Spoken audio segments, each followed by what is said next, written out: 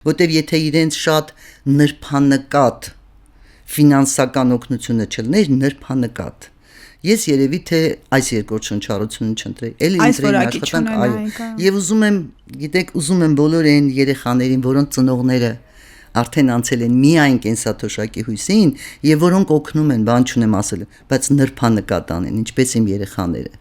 Դա շատ կարևոր է մեզ համար, մարդիկ, որոնք սովորել են ամբողջ կյանքում աշխատել, ապահովել, որոնք երբևէ չեն սպասել, որ ինչ որ մեկը պիտի իրենց պահի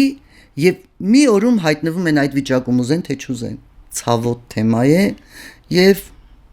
շատ շնորհակալ եմ, որ այս ամենի մասին ասացիք, որ մենք էլ մեր ծնողներին երկրորդ շնչառությունը պատվով ապահովենք այն նրբանկատորեն, որովհետեւ գուցե այո, ապահովում են, բայց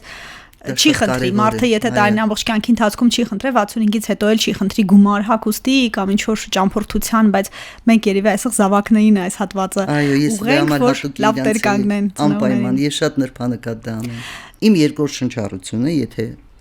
իմի բերեմ, դա իմ ընտանիքն է, իմ ընկերուհիներն են, իմ հարազատներն են եւ իմ ազատությունն է։ Վայելել այն, ապրել կյանքը, այսօր անելու այն, ինչ ուզում եմ։ Միակ պրոբլեմը, որը ունեն բոլոր այն մարդիկ, որոնք աշխատել են եւ մի օր դարձել են կենսաթոշակառու։ Փող չունեն, տիկին Ասմիկ։ Այդ ես ուզում եմ դրա մասին խոսել։ Չեմ ուզում, եթե մեր պետությունը չէ, էս է հնարավորությունը, էս են անում։ Ուղղակի սովոր է մարդը ծախսերի առումով։ Այո, եւ գալիս է մի օր, օրինակ իմ պարագայում դա կլիներ մոտավորապես 1/10-ն է այսօր իմ, 1/10 չասեմ, 1/5-ը այն ինչ որ ես ստանում էի, որպես աշխատում էի, պլյուս կենսաթոշակ։ Հիմա միայն կենսաթոշակ։ Եվ ես իրոք ուզում եմ առիթը օգտագործել, ես այնքան շնորհակալ եմ իմ երեխաներին, որոնք նաև ինձ իմ ընտրությունը երկրորդ շնչառության այդ իմ նշած ընտրությունը նաև իմ միայն իմ երեխաների։ Դուք տարիքը ոնց եք զգում եւ զգում եք արդյոք եւ եթե եղել է ձեր կյանքում երկրորդ շնչառություն վերցնելու ժամանակը, դա երբ էր, դեռ չի եկել, դուք հիշում եք ինչ որ անկյունակարային շրջան, երբ որ դուք փոխեցիք ձեր մտածելակերպը, գուցե կենսակերպը կամ անցակ пассив հանգիստ, ինչ որ միշտ երկրորդ շնչառություն մենք պայմանական բառակապակցություն ենք օգտագործում, բայց գրեթե բոլոր հյուրերի մոտ կա այդ շրջանը, եղել են հյուրեր, որ ասել են ես դեռ առաջին շնչառության մեջ եմ, հիմա ձեզ մոտ կա այդպեսի։ Ես միջև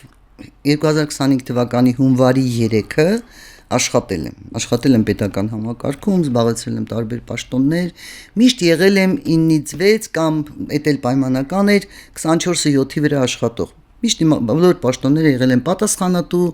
չեմ ասում շատ լարված, բայց ամեն դեպքում ես եղել եմ պետական աշխատող, քաղծառայող, որը իր հետ բերում է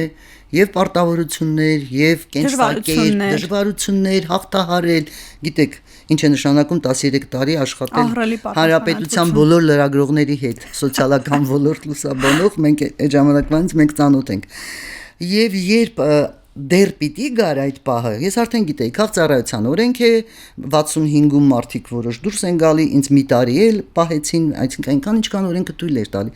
66-ում վերջ, դու արդեն քաղծառայող չես կարող լինել եւ քեզ ինչ շատ սիրուն, շատ գեղեցիկ ճանապարհեց իմ կոլեկտիվը միասնական սոցիալական ծառայությունում, չտեսնված ճանապարհեցին, սեղանով, չգիտեմ, նվերներով, ծաղիկներով, ես շատ շոյված հեռացա, բայց այստեղ կար մի պահ, այդ շնչառության պահը։ Ես կամ պիտի շարունակեի եւ կարող էի էլի աշխատել, կային առաջարկներ, կամ պիտի ապրեի այն կյանքով, ինչ որ հիմա եմ ապրում։ Նախ առաջարկները եղածները այնպիսին էին, որոնք զիջում էին եւ պատասխանատվությամբ եւ այն ինչին ես սովոր եմ, արժանապատիվ աշխատանքին։ Երկրորդն էլ այստեղ մի քիչ դեր խաղացա, որ ես նաեւ տատիկ եմ, ես նաեւ մայր եմ, ես ունեմ հրաշալի տղա եւ աղջիկ, ունեմ հրաշալի 5 թոռնիկներ, 6-րդը պիտի ծնվի սեպտեմբերին, եւ քանի որ ես նաեւ վարորդ եմ, քանի որ ես նաև լեզուների եմ տիրապետում, քանի որ ես նաև դպրոցում լավ եմ սովորել եւ կարողանում եմ այսօր իմ թոռնիկներին եւ դասապատրաստման օգնել, եւ նրանց դպրոց տանելը բացառապես իմ իրավունքն է առավոտյան ժամը 7-ին արթնանալ եւ տանել շատ լավ դպրոց։ Մի խոսքով գտա, որ դեռ հանգստանամ, հետո կտեսնենք։ Նաև մի բան շատ ուզում եմ սա շեշտեմ որպես սոցիալական ոլորտի նախկին աշխատող։ Մինչև այդ ժամանակի լրանալը ես ասի մի հատ սոցիալական, փորձ անեմ։ Ես շատ լավ կենսագրություն ունեմ, հա, եւ շարադրված, վերապատրաստումներ եմ անցել Արգենտինայից սկսած մինչև Հնդկաստան, Չինաստան, Եվրոպայի մասին չեմ խոսում, գիտեք, ես PR մասնագետ եմ, կառավարման ակադեմիան ավարտած, լեզուների եմ տիրապետում եւ այլն, շատ գեղեցիկ CV ունեմ ինքնակենսագրություն։ Որոշեցի ուղարկեմ, մտա այն կայքերը, որոնք առաջարկում են աշխատանք, գտա համապատասխան, այն ինչ որ ես կուզենայի աշխատել կամ հարմար էր իմ եւ մասնագիտությանը եւ անցած ճանապարհին եւ ուղարկեցի մի 10 հասցեով գրասենյակի վարիչ, չգիտեմ, նաեւ PR պատասխանատու եւ այլն, ասի միջև աշխատանքից ավարտը հասկանամ ոչ մի տեղից որևէ արձագանք չեղավ, որտեվ ես հասկանում եմ այդ կադրավիկներին կամ նա ով ստանում է այդ CV-ն, նա նայում է ծննդյան թվին։ Վստահ եք, որ ageism-ի դրսևորում է, պատճառ ageism-ը, տարիքային որովհետեւ տեսեք, օբյեկտիվորեն, եթե ես լինեի գործատու եւ ունենայի իրոք այդ հաստիկները եւ ինձ ուղարկվեր շատ գեղեցիկ էլ նկարով է դել ասեմ մի քիչ ավելի երիտասարդ նկարով ուղարկվեր այդպիսի ինքնակենսագրություն ես նայի տեսնեի այս մարդը ինչ ճանապարհ անցել ես ինչքան բաներ գիտի հա մի քիչ էլ հետաքրքրվեի տեսնեի ով է ինչա եթե լավ ասում եմ խելացի գործարար լինի որ ունի մեծ կոլեկտիվ որին դժվարանում է ղեկավարել աշխատեցնել հա նաեւ այդ առումով ես կարող եմ դա անել բայց ցավոք Եվ դրա համար որոշեցի, ուրեմն իմ երկրորդ շնչառությունը ես սկսում եմ միգուցե նաև կորցրածս, հա, ես իմ երեխաների հետ այդքան շատ չեմ շփվել, հիմա երեխաներ, ընկերուհիներ, մենք շատ լավ 5 ընկերուհի, որոնք իդեպ իմ տղայի առաջի դասարանի ծնողներ են։ Ինչ հետաքրքիր է։ 93 թվականից մենք 5 ընկերուհիներով եւ այսօր էլ Հայաստանի տարբեր վայրեր մեքենան կա, ցանկությունը կա։ Գին ասմիկ, կյանքը դրոշմ է թողնում բոլորիս վրա, որևէ մեկին չի խնայում։